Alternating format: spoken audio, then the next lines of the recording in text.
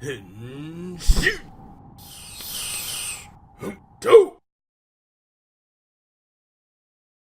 guys, welcome to this episode of the Go Mango Tokucast. I'm your host, Frozen Stratos. Here with me today we have the Cinder Blaze and Makotoa. Boys, welcome back. Yesterday we watched the second episode of Lupinranger vs. Patranger, and we are going to review it right now. Guys, what did you think about what's left of the budget? The state of the Sentai budget as a whole. Wow. I mean, I think what I said earlier was it was good anime. Wow, never mind. Good anime. This is a good anime. This is a good. I mean, there was a lot of CG, but it was a good. SpongeBob's my favorite anime. It was a good show while it lasted, right? Like. Yeah. Now they're fully in debt. Yeah. Man, that light show was just so spectacular. There was also, Japan's gone. Japan's just no more. I mean, like, you thought it was bad, huh? There's nobody there, so like the actual like cost of society is probably not that bad. They're just like excess buildings in the city, so they kind of help with the demolition costs. That's how I kind of see this one in particular. Except for like that chase scene where Patranger is like trying to chase down Lupinranger after like that first fight scene. Oh, that was so good. And like, you know, Lupinranger have like the 3 planes, and poor Patranger chasing them with cars. Yeah. Yeah, but they came together, and their 3 cars built up to 1 flying car. Oh yeah, that. Yeah. Like, I didn't expect that, because I didn't expect the Sentai to destroy the city. Yeah. Yeah. Yeah. But it's the Lupin Rangers, not the Pat Rangers. And I love how like all the civilian cars, they were parked to the side because, you know, when you hear sirens, you go to the side of the road. That was freaking great. Just the mixture of CG and practical effects in that first portion was incredible. And then they just went full CG at the end. Yeah. I don't even like remember a moment where we actually saw the mech suit or the, I know, like by itself. This episode. Yeah. But that's fine. It was amazing. Yeah. By the way, cockpit interiors are friggin'. That was really cool. That is too. sex. I love it. Sex. That's one way to describe it. Man. No, I just love everything about it because like it's been a while. You know, it's been a while since we've had cockpits like that. I don't know. Well, that's because like in Ranger, they're all in their separate little balls. Yeah. So we haven't actually seen a cockpit scene in like so long. Yeah. Yeah, and then like I feel like we've had a pretty long stretch of, well, not a long stretch, but like we've had the standing to control it, and then we've had the Zyogers just in cages. Yeah, and then they just spin a freaking cube, and that was and then you're good. But these actually look and feel like controls. Yeah. Yeah. And this episode wasn't just like purely aesthetic. It was also a lot of, you know, like actual development, character development. Yeah. How'd you feel about the Lupinranger development? I liked it. I think it helped. It helped me like Blue a lot more, but that's just because I'm already enjoying Blue's character. You're already in that camp. Yeah. But like one thing I really liked about the flashback for all 3 Lupinrangers, surprisingly, was like actually feel for their cause. Like I get their motivation, and having that early on in the series is really strong because, you know, like I understand why they hate like the what are they called, the ganglers? Gangler. Yeah, the gangly ganglers. Yeah, so like I understand like why they actually wanted to be the ones to like finish them off and stuff like that. And, like at the end of the episode, when Red tells them to kind of like let go of it, like I could feel like the team still wanted to beat them, but there was like a greater motivation for like the Patranger side that they did get like across throughout the episode. So it was like I understood their motivations and just made like the whole message a bit like definitely stronger. I really liked it, and honestly, the Patranger characterization did feel a bit weaker this episode, just because of the backstory of the Lupinrangers. There's just so much emotional drive to it, and I get being, you know, cops they are serving their people, and I get that, but like there feels like a very deep interpersonal cause for the Lupinrangers to rally around. Yeah, individual causes, and that's the interesting thing, because they're like, even if one of us falls, like we're gonna still try and save the people that like we've agreed to save. You know, the only asterisk that I put on that is like, and it must be either the framing of the shot. I don't know if this was intentional, but like the butler dude was way too quick. He was way too quick to jump in there. Oh yeah, I heard all your friends were dead. Join my cult. I mean, join my Sentai. Yeah, he does give off a little bit of a creepy vibe.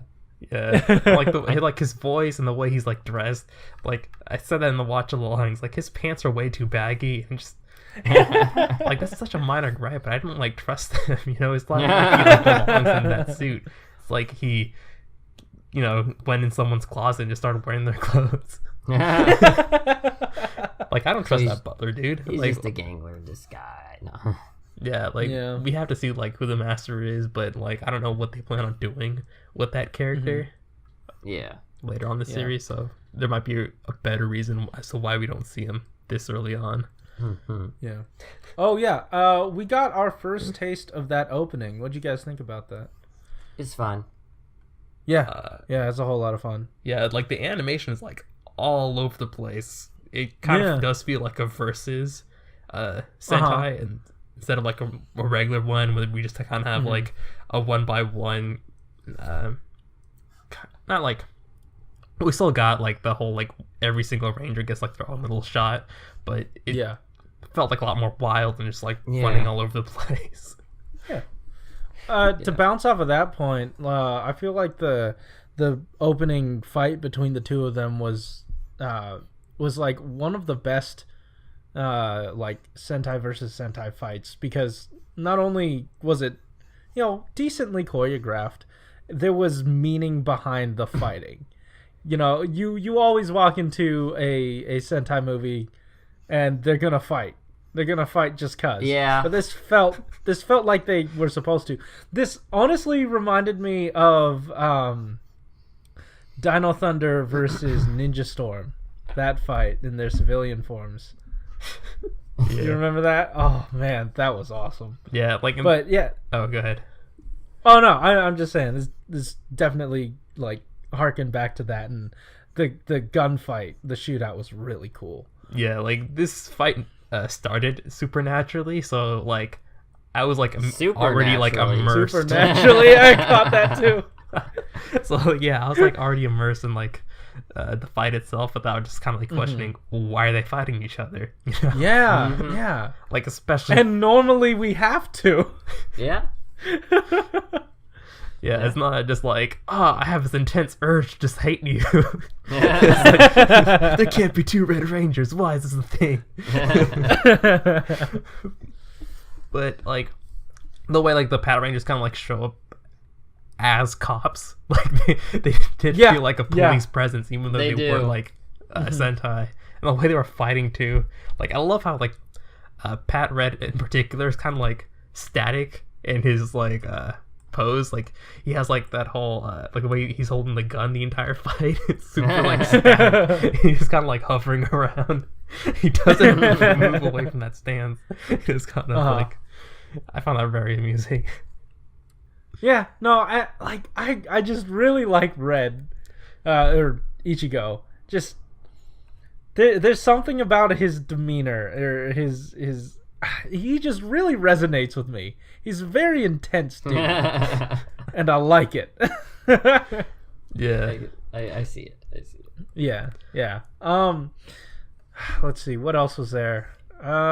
We got a taste of Good Striker. and it is revealed that my speculation video was definitely wrong. It was definitely 100% incorrect. Because I thought Good Striker was gonna be like the mentor. Yeah, like I didn't expect him to be the gun. No, and I mean, you weren't. Obviously, you weren't looking at the scans. I knew it was gonna be the gun. I just thought he'd be like a bigger presence. I guess he's more of a mascot. Yeah, but that was like his powers in a way, like they're really neat and like how they work in the show, because it's the thing that kind of like puts the mechs together, but it also puts the suits together. You know, like no, I mean, you saw what happens with next episode. Did I? Did we? Lupin Red, there are 3 of them. Oh. Wait. Yeah, so the Pat Rangers combine while the Lupin Rangers, when they use... Oh. Yeah. That's different. That's spoilers, dude. Why'd you ruin that for me? I was looking forward to the reason why. I thought he was gonna have like a Gemini Q-Tama, you know, like his space. Hey, this is OP as shit. There'll be a meteor shower, and then Lucky shows up. Yeah. Riding the meteors with Garu. Yeah. Riding Garu is the meteor. No. Oh my gosh. Yeah, there was one last thing I wanted to touch on, but I've completely forgot it. Guys, do you have any more you want to say about this episode? No, I'm good. I do want to mention that, like, really loved, like, the whole CG thing was amazing, but I think my favorite part was when the plane kind of went around and then under the overhang and then came up behind.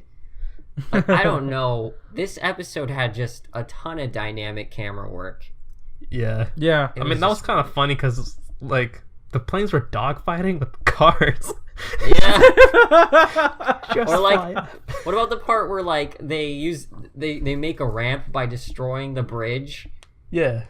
Yeah, that was dope. Great. But, like, the bridge was under construction anyway. It's, like, one section less than they had before. It's not that bad. Okay. Yo, just imagine we have to, like, deal with the aftermath of that fight. Of the Pat Rangers. Like, every single, like, mech fight. Like, the opening scene is, like, the Pat Rangers actually doing the paperwork for that. Yes! I want to see, like, the leader dude come in and be like, alright. Yeah, like, later on in the series, Pat Red is like, alright, we're gonna be piloting the mech this time. And he's like, why? He's like, because we have to do the paperwork all the time. If I don't have to be the one who destroys the city, then I don't want to do the paperwork for it. Yeah, no, obviously we all like this episode. So, guys, tell us what you thought about it in the comments down below. Or go into the description down below as well, and head over to the Discord chat and tell us in person. But also we respond to comments anyway, so I guess either or. Choose your pick. Pick your choose. Pick your nose. Pick your friends. Guys, thanks for listening. Keep it juicy. Yeah, but don't pick your friend's nose. Don't. See ya. Later.